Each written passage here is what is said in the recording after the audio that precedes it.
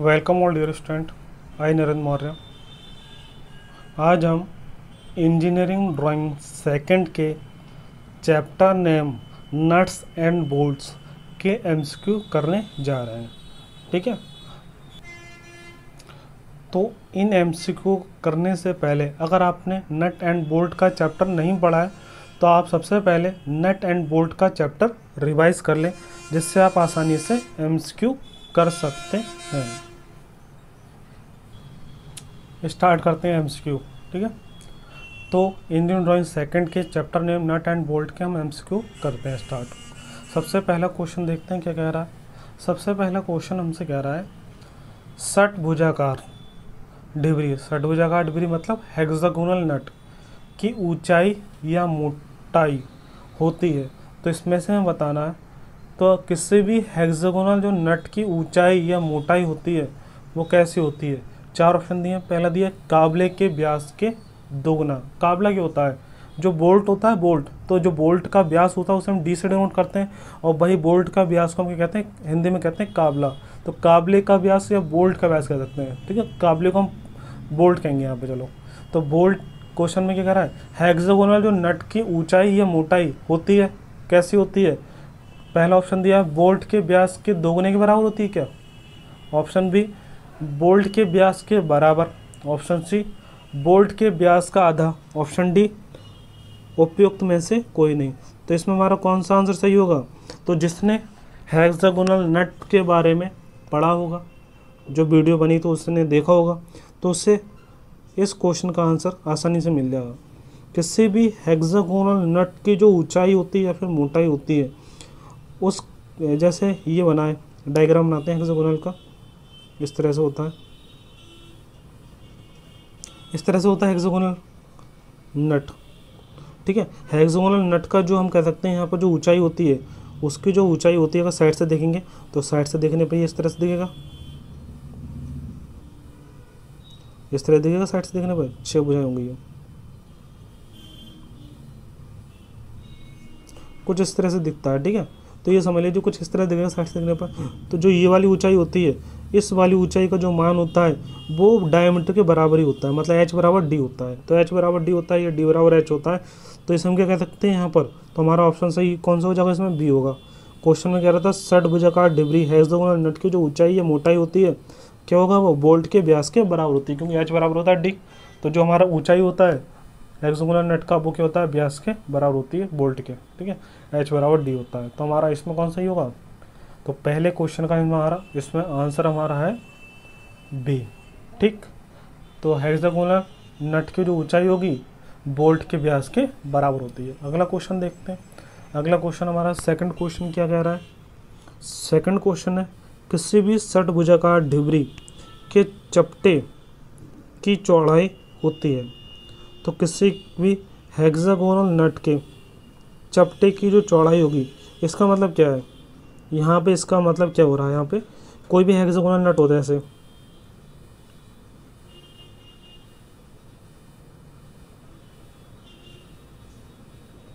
मान लीजिए इस तरह से नट दिख रहा है साइड से। ठीक है, तो हेक्सागोनल जो नट होगा, ठीक है, उसके जो चपटे की चौड़ाई का मतलब क्या है, जो उसकी टोटल चौड़ाई होती है यहाँ से यहाँ तक की, तो ये वाली चौड़ाई जो होती है वो कितनी होती है हमें ये बताना है। तो किसी भी हेक्सागोनल जो नट की चौड़ाई होती है वो कितनी होती है, 1.5D प्लस 3 होती है।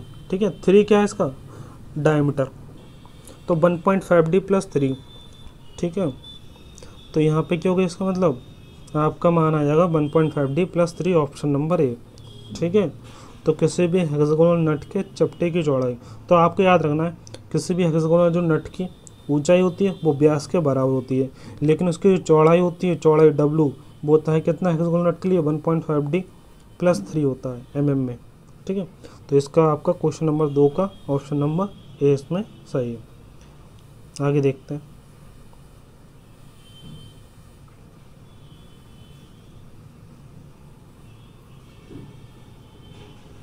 इसमें हमारा थर्ड क्वेश्चन देखते हैं। थर्ड क्वेश्चन क्या कह रहा है। थर्ड क्वेश्चन में कह रहा है षटभुजाकार डिब्री हेक्सागोनल नट के ऊपरी कोने अपर कॉर्नर को कोण पर निष्कोणन किया जाता है। मतलब कितने कोण पर चैम्फर किया जाता है। तो आप जिसने इसके ड्राइंग बनाया होगा हेक्सागोनल नट का, आसानी से वो क्वेश्चन कर सकता है। तो किसी भी हेक्सागोनल नट, जैसे अगर बात करें यहाँ पर साइड से दिखने में मान लो कुछ इस तरह से लगता है, तो साइड से देखेंगे तो आपको कुछ इस तरह दिख रहा है मान लो, तो उसका जो ये वाला प्रोसेस होता है ये हल्का चैम्फर होता है, चैम्फर। तो जो ये चैम्फरिंग प्रोसेस होता है, इसका हमने ड्राइंग बनाया था, तो इसमें जो चैम्फर होता है वो कितने कोण पर चैम्फर होता है, ये होता था 30 डिग्री पर। तो जिसने इसका ड्राइंग बनाया होगा उसे ये पता होगा। तो जो चैम्फर कोण होता है, तो जो आपका किसी भी हेक्सागोनल नट के लिए जो आपका ऊपर से वो, ठीक है, इस तरह से आपका कर्व शेप में होता है, वो कितना होता है, ये आपका 30 डिग्री पे चैम्फर होता है। तो इसमें आपका आंसर कौन सा हो जाएगा, इसमें ऑप्शन नंबर बी, थर्ड का बी, 30 डिग्री। ठीक है, तो आपका आ गया हेक्सागोनल नट के ऊपरी कोने के 30 डिग्री पर चैम्फर होता है, ऑप्शन नंबर बी इसमें सही है। आगे देखते हैं क्वेश्चन नंबर 4। क्वेश्चन नंबर 4 देखते हैं। क्वेश्चन नंबर 4 में क्या कह रहा है, क्वेश्चन नंबर 4 में कह रहा है षटभुजाकार डिब्री हेक्सागोनल नट के चैम्फर कोण की त्रिज्या कितनी होती है। जो हमने हेक्सागोनल नट बनाया था तो उसमें जो चैम्फर का कोण आ रहा था उसकी त्रिज्या कितनी होती है। त्रिज्या हमने ली थी, जैसे जिसने इसका डायग्राम देखा होगा,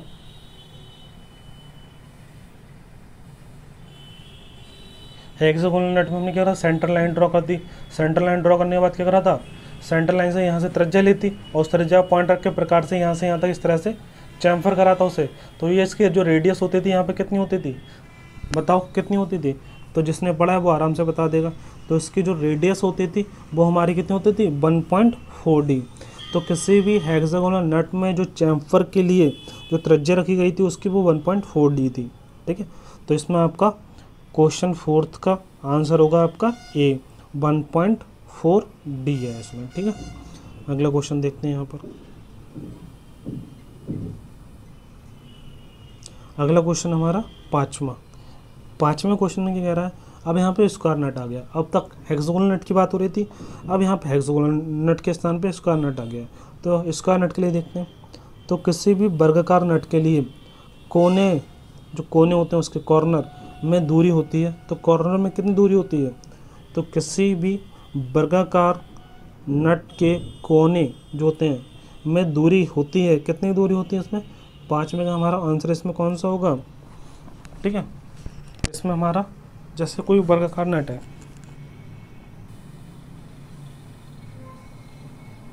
तो वर्गाकार नट देखा होगा तुमने, तो वर्गाकार नट में क्या होता है,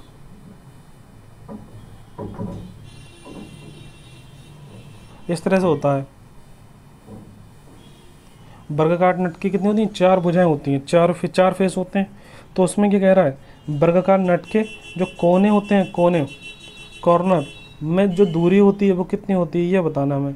वर्गाकार नट के कॉर्नर में दूरी होती है वो आप याद रखना हमेशा, √2 × d, मतलब ऑप्शन नंबर इसमें सी आपका सही होगा, 5वें का सी। और ये क्यों होता है ये देखते हैं हम। देखिए आपने देखा होगा इस क्वेश्चन में, जैसे हम इस तरह से हम अगर इसका फ्रंट व्यू बनाए तो कुछ इस तरह से बनेगा। ठीक, इस तरह से आता है इसका।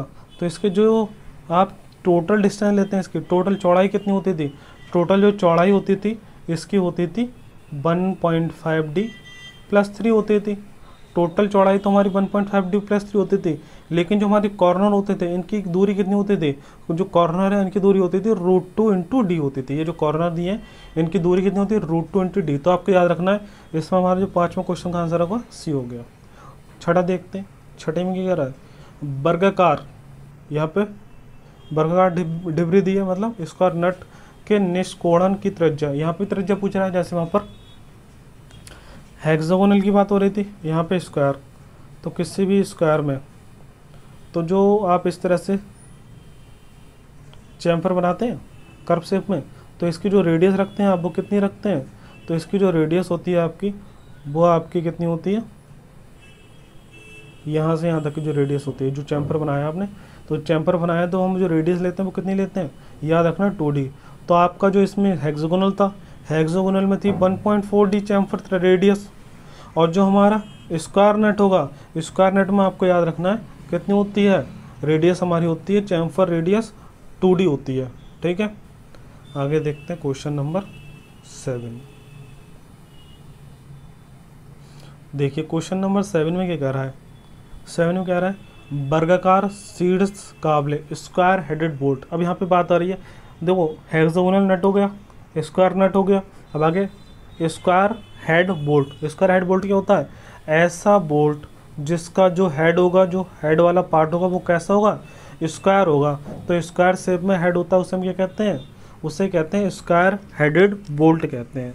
तो यहाँ पे जो हमारा बोल्ट होगा वो उसका जो हेड होगा वो स्क्वायर शेप में होगा, इसलिए इसे कहते हैं स्क्वायर हेड बोल्ट।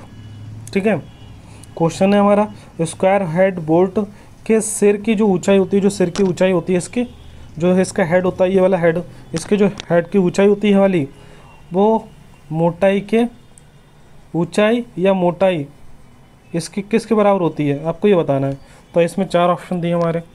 तो जो आपका हेड होता है, जो हेड होता है हमारा स्क्वायर बोल्ट में, इसकी ऊंचाई कितनी होती है हमें ये बताना है, किसके बराबर होगी।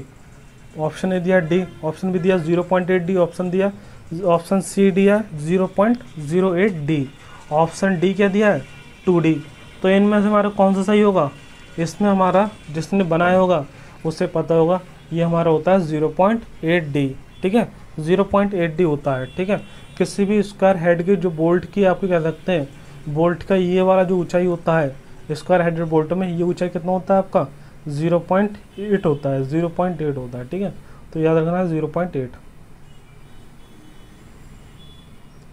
8वां क्वेश्चन, एक वर्गाकार शीर्ष काबले स्क्वायर हेडेड बोल्ट।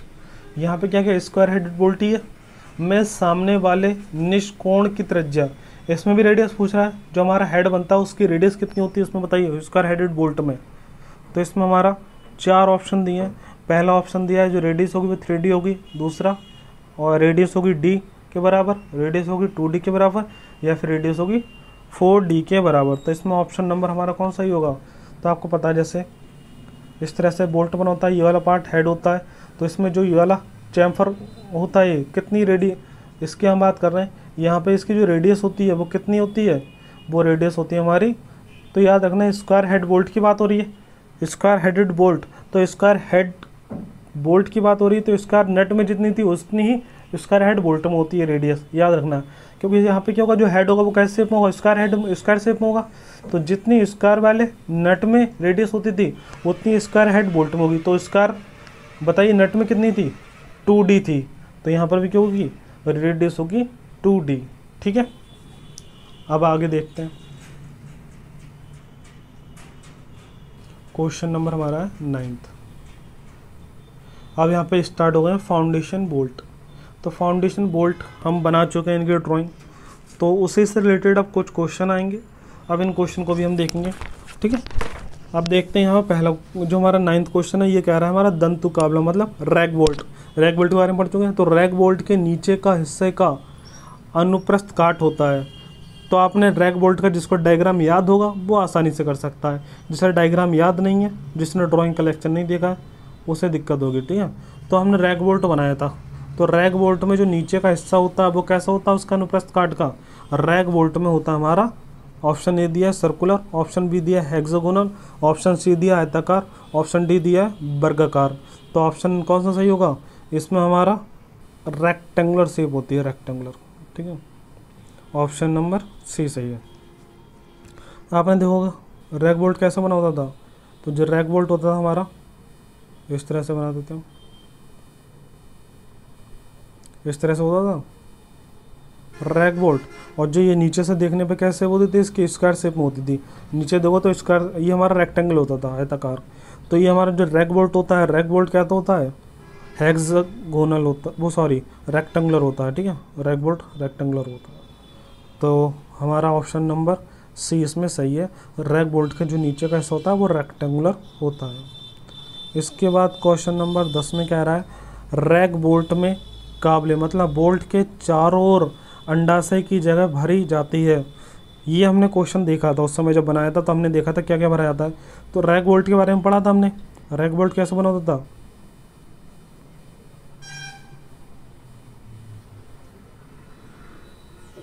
हल्का इस तरह से बना होता था,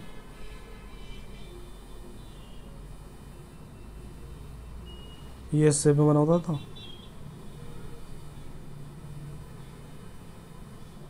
तो जिसने लेक्चर देखा है उसे डायग्राम पता होगा। और हमें हमारा जो इसमें बाहर का पोर्शन होता था वो कंक्रीट का होता था, और जो अंदर वाला मटेरियल होता था यहाँ पे जो रैक बोल्ट के बिल्कुल पास वाला, उसमें क्या भरा होता था, उसमें क्या भरा होता है हमारा। ऑप्शन ए दिया है इसमें सीसा तथा सल्फर, लेड एंड सल्फर भरा होता है। ऑप्शन बी दिया है फेल्ट भरा होता है। ऑप्शन सी दिया है एस वेस्टस भरा होता है। ऑप्शन डी दिया कंक्रीट, कंक्रीट तो बाहर भरा होता है। तो जो हमारा बोल्ट वाले पोर्शन के पास वाला जो हिस्सा होता है उसमें क्या भरा होता है, सबको पता होगा, इसमें भरा होता है लीड और सल्फर। तो लीड और सल्फर का हम लेड और सल्फर को भरते थे। तो लेड और सल्फर को भरते थे हम रैक बोल्ट के जो पास वाले, और उसके थोड़ी दूरी पे हम क्या भरते थे, कंक्रीट को। ठीक है, आगे देखते हैं। ये क्वेश्चन अच्छा है इसका, क्वेश्चन नंबर 11 में क्या कह रहा है देखिए। 11 में हमसे कह रहा है कि लुइस काबला मतलब क्या, लुइस बोल्ट के बारे में पढ़ाई है। तो ये क्वेश्चन आराम से हो भी जाना चाहिए। लुइस बोल्ट की बात कर रहा है। लुइस बोल्ट में किस को ढालने के दौरान एक कुंजी प्रदान की जाती है। तो उसमें एक कुंजी प्रदान की जाती है, तो किसको ढालने के दौरान प्रदान की जाती है। ऑप्शन ए दिया है टेपरिंग फेस। ऑप्शन बी दिया है face opposite to the tapering face. Option C दिया ए एंड बी दोनों। ऑप्शन डी दिया उपयुक्त में से कोई नहीं। तो हमारा इसमें कौन सा सही होगा, हमारा 11 का सही होगा इसमें बी। तो जिसने लुइस बोल्ट का डायग्राम देखोगा तो उसमें पता होगा उसमें की होती है की, और जो की होती है वो कैसी होती है, टेपर शेप में होती है। उसका काम क्या होता है। तो हमारा इसमें 11th का कौन सा सही हो गया, 11th का हमारा सही हो गया बी। ठीक है, 11th का हमारा सही है, इसमें बी सही है। क्वेश्चन क्या था, लुइस बोल्ट में किसको डालने के दौरान एक कुंजी प्रदान की जाती है।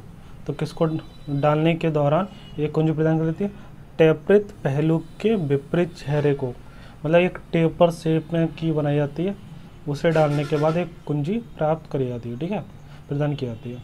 तो लुइस बोल्ट में टेपरिंग पहलू के विपरीत चेहरे को डालने के दौरान एक कुंजी प्रदान की जाती है। ठीक है, ऑप्शन नंबर बी सही है 11th का। अगला देखते हैं 12th।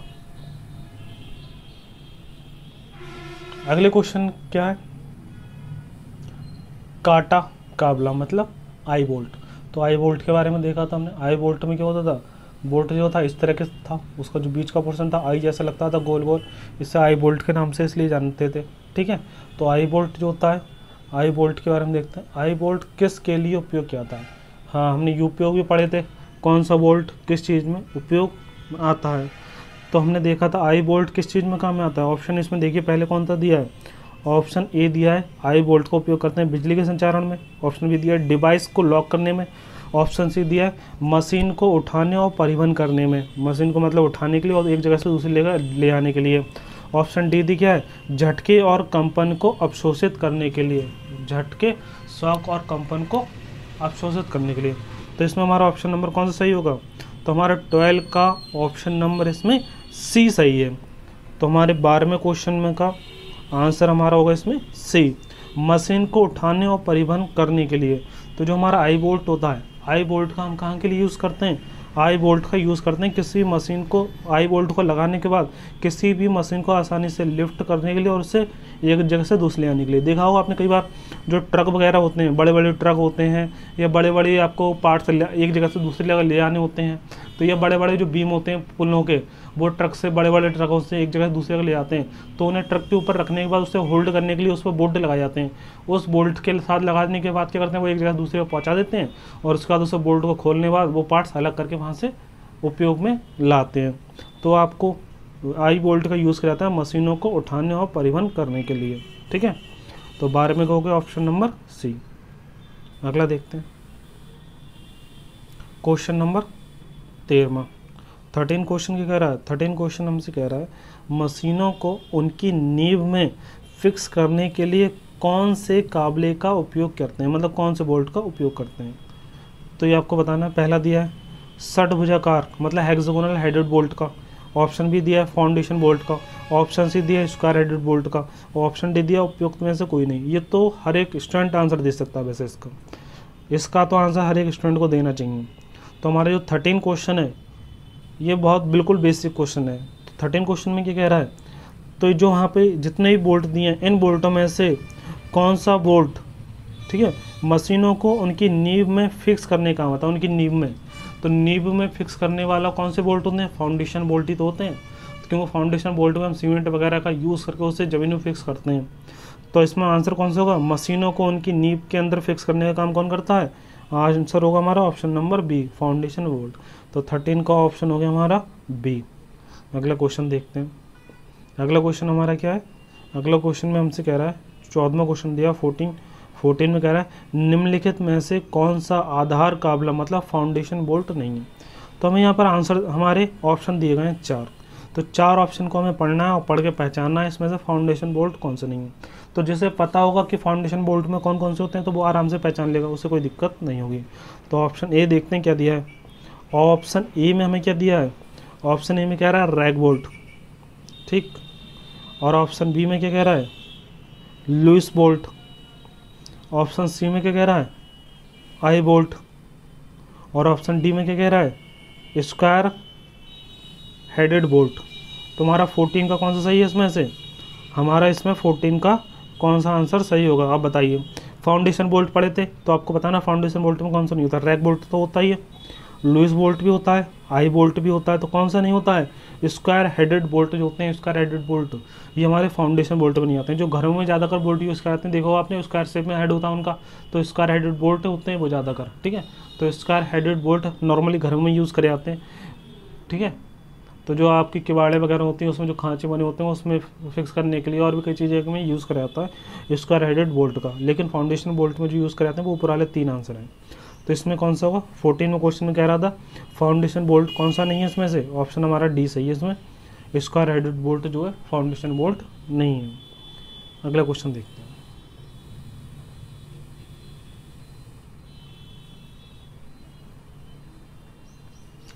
ठीक है, अगला क्वेश्चन हमारा है 15 में क्या कह रहा है, वॉशर का कार्य। तो वॉशर के कार्य क्या होता है ये बताना है आपको, ठीक है। ऑप्शन देखने से पहले हम देखते हैं वॉशर क्या होता था। वॉशर के बारे में हमने पढ़ा था यहाँ पर, ठीक है। वॉशर के बारे में हमने ऑलरेडी पढ़ चुके हैं। तो एक सबसे पहले हमने पढ़ा था नट के बारे में पढ़ा था। नट जो पढ़े थे 2 तरह के पढ़े थे हमने, हेक्सागोनल आपके सिलेबस में है और स्क्वायर नट सिलेबस में थे। उसके बाद हमने पढ़ा था बोल्ट। तो बोल्ट जो होता था ये भी 2 तरह के होते थे, हेक्सागोनल हेडेड और स्क्वायर हेडेड होते थे, तो ये 2 तरह के होते थे। और इसके बाद हमने पढ़ा था वॉशर, ठीक है। वॉशर जो होता है इसका यूज़ कहाँ करते हैं, जैसे आपका मान लो ये नट है, ठीक, और ये क्या है, ये हमारा हो गया नट, और इधर हमने बना दिया मान लो बोल्ट, ये हमारा बोल्ट है। अब इन दोनों को जब जोड़ते हैं तो जो चूड़ियाँ बनी होती हैं इनमें उसकी सहायता से ये कसे जाते हैं। लेकिन कई बार क्या होता है, जब ये वाइब्रेशन कहीं पर ऐसा हो जहाँ पर हमने जॉइंट करा है वहाँ वाइब्रेशन उत्पन्न हो रहा हो तो ये हल्के हल्के खुलने लगते हैं, और खुलने लगते हैं तो हल्के हल्के ढीले होने के बाद निकल जाते हैं। और निकल जाए तो सोचो बड़ा हादसा हो सकता है। ये निकल जाएंगे तो जिस चीज़ को जोड़ा है वो ऑलरेडी मान लो गति में है, स्पीड में, तो वो उसका क्या होगा, वो भी क्या होगी, वो एकदम खुलने के बाद इधर उधर भागेगी, जिससे क्या होगा कोई ना कोई डैमेज हो सकता है। तो इस चीज़ को रोकने के लिए हम यहाँ पे क्या करते हैं, जो हमारा यहाँ पे बोल्ट है और ये नट है इन दोनों के बीच में एक हम वॉशर यूज़ करते हैं, वॉशर। तो जो वॉशर होता है वो हल्का इस शेप का होता है, थोड़ा शंक्वाकार होता है, ठीक है, ये उठा होता है, मेटल का बना होता है, स्टील का। इसे हम बीच में डाल देते हैं। जैसे आपको जॉइंट करना है तो जॉइंट करने से पहले हम क्या करेंगे, जॉइंट करने से पहले वॉशर को इधर की तरफ से इसमें डाल देंगे। इसके अंदर डालने के बाद फिर क्या लगाएंगे, फिर नट लगाएंगे, जिससे वो जो वाइब्रेशन उत्पन्न हो रहे हैं, तो वाइब्रेशन तो उत्पन्न होंगे लेकिन वाइब्रेशन क्या कर देगा, ये जो हमारा वॉशर होता है, वॉशर का काम क्या होता है, वाइब्रेशन को ख़त्म करके वाइब्रेशन को एब्जॉर्ब कर लेता है, वाइब्रेशन को ख़त्म कर देता है, और ख़त्म करने के बाद उसे हीट में कन्वर्ट करके ये गर्म हो जाता है। और गर्म करने के बाद जो बाहर की एयर होती है वो एयर क्या करती है, ठीक है।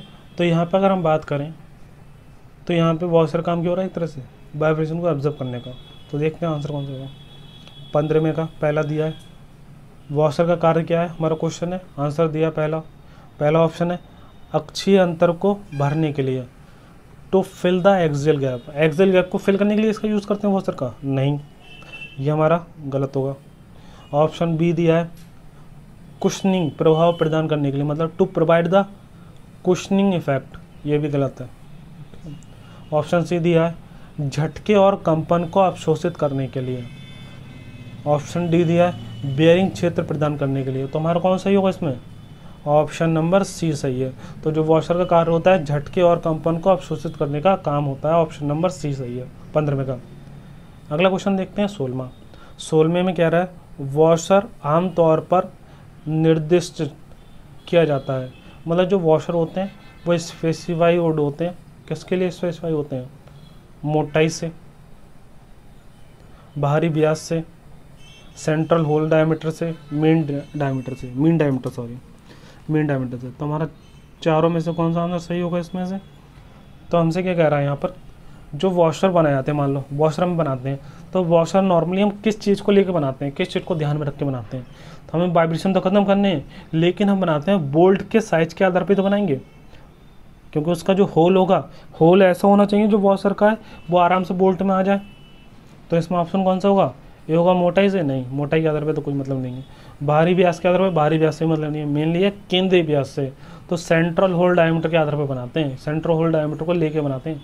तो जो हम कोई भी आमतौर पे जो वॉशर बनाएंगे वो सेंट्रल होल डायमीटर के आधार पर बनाएंगे, क्योंकि जब होल उसका बोल्ट के बराबर होगा तभी तो वो उसमें फिक्स हो पाएगा।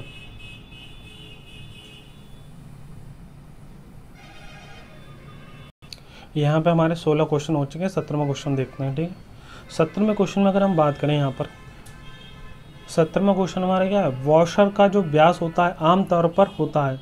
अब बताइए वॉशर का जो व्यास होता है वो आमतौर पर किसके बराबर होता है?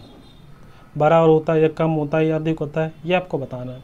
जो वॉशर का व्यास होता है, ऑप्शन ए दिया है काबले के व्यास के बराबर होता है, equal to the diameter of bolt. Bolt के डायमीटर के बराबर होता है क्या? बताइए, बोल्ट के डायमीटर के बराबर होता है क्या वॉशर का डायमीटर?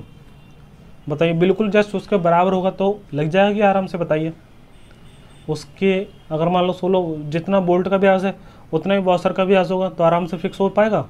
बताइए, ऑप्शन बी क्या है हमारा? ऑप्शन बी देखते हैं, काबले के व्यास से थोड़ा कम होता है, slightly less than the diameter of the bolt. जो हमारा वॉशर का डायमीटर होगा वो कम होगा, तो बताइए बोल्ट में घुस जाएगा भाई? वो घुस ही नहीं पाएगा। ऑप्शन सी कह रहा है काबले के व्यास से थोड़ा अधिक होता है, slightly more than the diameter of the bolt. Bolt से थोड़ा अधिक होता है, ऑप्शन सी। ऑप्शन डी क्या कह रहा है, किसी भी आकार के आवेदन के अनुरूप है, any size of that the suits the application. किसी भी साइज में बना सकते हैं जो आप ज़रूरत हो, ऐसा नहीं होता है। जो हमारा वॉशर का व्यास रखा जाता है ना, वो जो भी बोल्ट होगा उसके बोल्ट के व्यास से थोड़ा अधिक रखा जाता है। तो ऑप्शन नंबर इसमें सी हमारा सही होगा। ऑप्शन नंबर सी क्या कह रहा है, slightly more than the diameter of the bolt. तो बोल्ट के व्यास से थोड़ा सा अधिक होता है वॉशर का व्यास। तो हमारा 17वें का इसमें कौन सा सही है? सी हमारा सही है। तो जो हमारा स्लाइटली मोर देन होगा डायमीटर ऑफ द बोल्ट। ठीक है, बोल्ट के डायमीटर से थोड़ा अधिक होगा वॉशर का डायमीटर। तो 17वें का इसमें कौन सा हो गया? सी हो गया। ठीक है,